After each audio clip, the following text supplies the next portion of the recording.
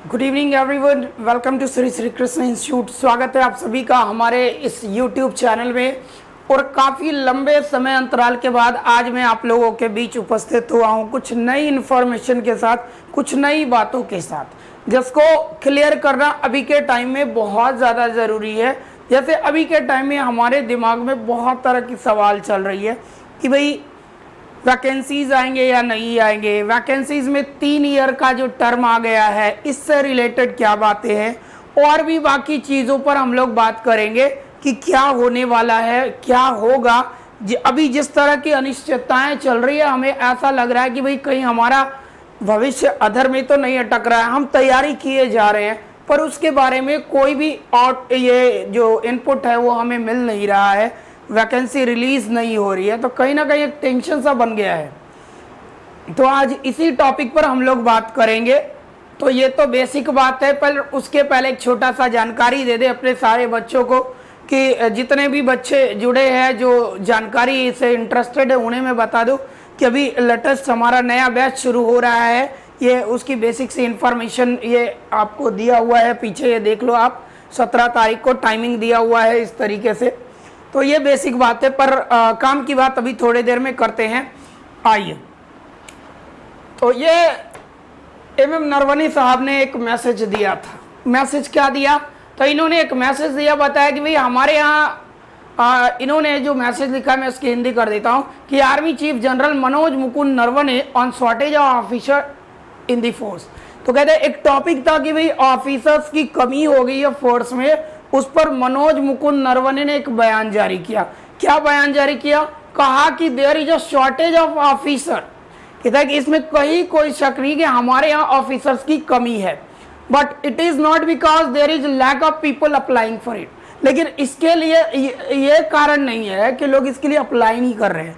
We have not lowered the standard for selection of officer in the forces. मतलब इसमें क्या इन्होंने कहा ना कि हमने अपना स्टैंडर्ड जो मेंटेन करना था वो करके रखा है, उसमें कमी नहीं किया, तो शायद उसकी वजह से थोड़ी शॉर्टफॉल्स आई है। अदरवाइज हमारे पास ऑफिसर्स तो आ ही रहे हैं, ठीक है। तो ये बेसिक बात इन्होंने इसमें कहा है। अब मैं बता दूं कि वैकेंसीज कितनी खाली है। तो वैकेंसीज हमारे पास बहुत ज़्यादा है, इस बात को लेकर बहुत ज़्यादा टेंशन नहीं लेना है। वैकेंसी हमारे पास पर्याप्त मात्रा में है, ठीक है, तो वो ज़्यादा ध्यान देने का ज़रूरत है। कहता है कि ये थल सेना, भाई थल सेना पता है हमारे यहाँ अलग अलग सेनाएं हैं, 3 सेनाएं हैं। थल सेना में अधिकारी लेवल में जो है वो 7,912 पद वर्तमान समय में वैकेंट है, ठीक है। ये मेरे घर का सोर्स नहीं है, ये किसी न्यूज 18 का सोर्स है जो मैं आपको बता रहा हूँ। तो ये 7,912 पद आपके केवल थल सेना में खाली है अधिकारी ग्रेड के। गैर अधिकारी ग्रेड की अगर बात कर दे तो लगभग 90,640 पद खाली है, ठीक है।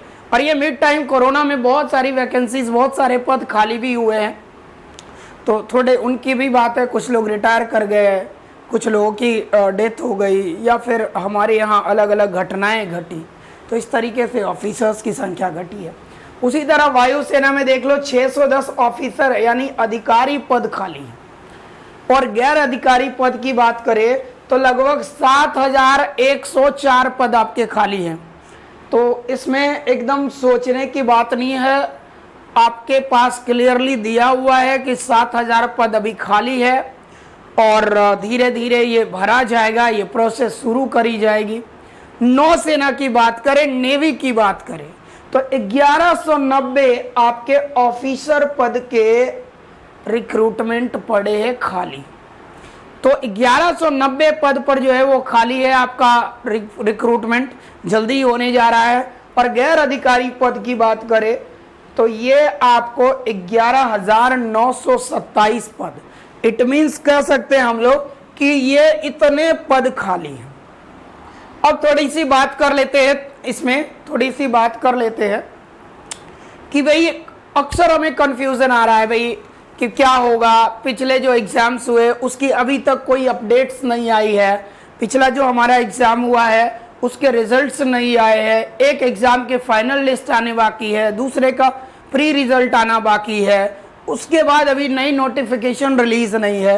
तो इनके बारे में बता दे कि जितने भी बच्चे, ऐसा बोला गया है, सोर्सेस के तरफ से बताया गया कि एयरफोर्स जो है हमारा एयरफोर्स, ठीक है, ये मई लास्ट तक आपको, यानी लास्ट वीक ऑफ मई, ऐसा सोर्स ने कहा कि लास्ट वीक ऑफ मई में इसकी जो है रिजल्ट्स जो है, दो रिजल्ट्स जो पेंडिंग पड़ा है, एक फाइनल रिजल्ट है और एक रिजल्ट आपके प्री वाले हैं, रिटन एग्जाम्स के रिजल्ट है, ये दोनों को मई एंड तक क्लियर करने की बात कही गई है।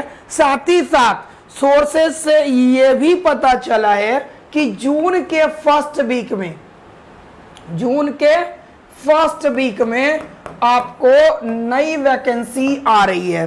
तो जून के पहले सप्ताह में एयरफोर्स नई वैकेंसी रिलीज करेगी और एयरफोर्स रिलीज होगी 1 सप्ताह 10 दिन में। जो वैकेंसी नेवी ने लाकर बीच में कैंसिल किया था उसे भी रिलीज कर दिया जाएगा। तो अगर बढ़िया से फोकस किया जाए तो हमारे पास जून महीने में एयरफोर्स के साथ साथ नेवी की वैकेंसी साथ में रिलीज होगी। 1 सप्ताह 10 दिन आगे पीछे हो सकता है, पर ये दोनों वैकेंसी एक साथ रिलीज हो रही है।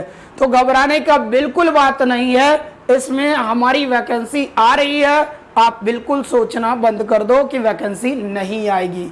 तो मन से इन बातों को एकदम हटा दो, तैयारी पर फोकस कर लो। अचानक से वैकेंसी आएगा तब तक तुम्हारे जितने हथियार है सारे जंग लग जाएंगे, तो फिर कोई फायदा नहीं होगा। तो इसलिए तैयारी बरकरार रखना है, एकदम तेज कर देना है तैयारी, कहीं से कोई गड़बड़ी नहीं हो। नेक्स्ट आते हैं, अब बात कर ले, हाँ, एक बात कर लेते हैं थोड़ा सा। अभी देखो बाबू, एक बड़ा न्यूज सर्कुलेट हो रहा है कि 3 साल के लिए वैकेंसी आएगी, 3 साल के लिए कॉन्ट्रैक्ट पर बहाली आएगी। तो इसके लिए एक छोटा सा बात बता दे कि यह भारत में ये पहला बार हो रहा है, पर ये इंडिया के अलावा और भी देशों में चल रहा है। ठीक है, आपने पढ़ा होगा अपने पढ़ाई में कि मिलिट्री ट्रेनिंग जो है सभी नागरिकों के लिए अनिवार्य हो,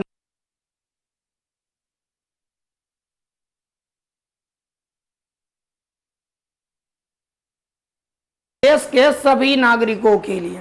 ठीक है, तो इसी को टारगेट करते हुए सेंट्रल गवर्नमेंट ने ऐसा डिसाइड किया है कि 3 साल के लिए कॉन्ट्रैक्ट बहाली करेंगे। कॉन्ट्रैक्ट बहाली करने का मतलब भी इसमें आप देख रहे हो कि लिखा है कि आम नागरिक भी सेना में 3 साल तक कर सकेंगे ड्यूटी। इसका मतलब हो गया कि 3 साल कॉन्ट्रैक्ट की बहाली होगी। तो कॉन्ट्रैक्ट की बहाली होगी, इट मीन्स क्या कि आप सब व्यक्ति को, यानी इंडिया के जितने लोग हैं, ऑलमोस्ट सरकार का यही विचार है कि हमारे यहाँ के हर लोग जो है एकदम मिलिट्री ट्रेनिंग करके तैयार रहे। इन केस कभी इमरजेंसी आया, ऐसे तो आता नहीं है, पर इन केस कभी इमरजेंसी आया तो हमें इसके लिए कोई दूसरे देश से आदमी उधार लेने ना पड़े, बाकी चीज़ों के लिए भी। और मिलिट्री ट्रेनिंग हो जाएगी तो लोग थोड़ा सिक्योर भी फील करेंगे समाज में। तो इन सारी वजह से क्या किया गया है कि 3 ईयर कॉन्ट्रैक्ट ड्यूटी बनाने का प्रावधान लाया गया है।